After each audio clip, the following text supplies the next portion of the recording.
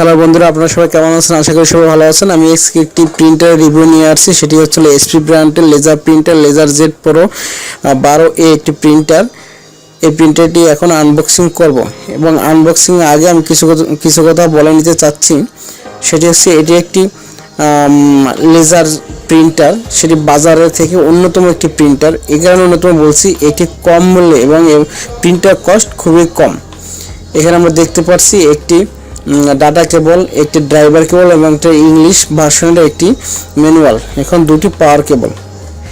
এখন আরেকটু কথা বলে নিতে চাচ্ছি, সেটি হচ্ছে আমি এটি অন্যতম বলার একমাত্র কারণ হচ্ছে এটি সাধারণত বাজার মূল্য 8 থেকে 8,500-এর ভিতরে।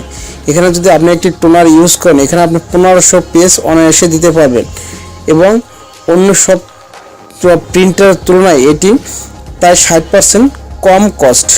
সেই ক্ষেত্রে আমরা এটা অফিসে, বাসা বাড়িতে এবং এমনকি কোনো দোকানে এবং প্রফেশনালিভাবে আমরা এটা ইউজ করতে পারি।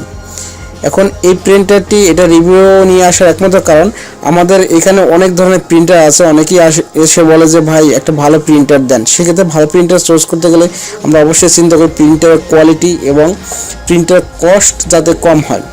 এবং সেরকমই একটি প্রিন্টার, সেটা হচ্ছে HP ব্র্যান্ডের একটি লেজার প্রিন্টার।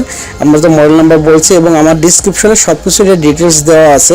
বন্ধুরা, আমার এই ভিডিওটি বা রিভিউটি যদি ভালো লাগে থাকে অবশ্যই আমাদের সাথে থাকবেন। আর সাথে থাকার জন্য কী করতে হবে, আমার চ্যানেলটিকে সাবস্ক্রাইব করবেন।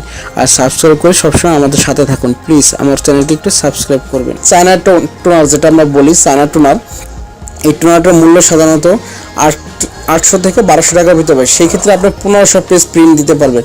এবং দেখেন, এখন হিসাব করে দেখেন, অনেক কম কস্টে আপনি ভালো একটা লেজার প্রিন্টার এটা ইউজ করতে পারেন। সেক্ষেত্রে আপনার দলিলের প্রিন্টার, অফিসের ডকুমেন্টস প্রিন্টার সব কিছু করতে পারবেন। এখন আমরা যেটা দেখতেছি এটা হচ্ছে টোনারটা কীভাবে লাগাইতে হবে। এখানে আমরা অ্যারো চিহ্ন দিয়ে দেখাইছি। টোনার নাম্বার হচ্ছে 79A এবং টোনারের যে লকগুলো আছে, লকগুলো খুলে নিতে হবে এবং লকের পাশে আর একটা বেল্ট আছে, যেটা আসলে ইঙ্ক প্রুফ বেল্ট। সেটা আমরা টান দিয়ে বের করে নেব সম্পূর্ণ, যাতে ছিঁড়ে না যায় সেটা সেদিকে খেয়াল করতে হবে। এবং অ্যারো চিহ্ন দিয়ে ইন্ডিকেট করা আছে কীভাবে এটি সেট করবেন।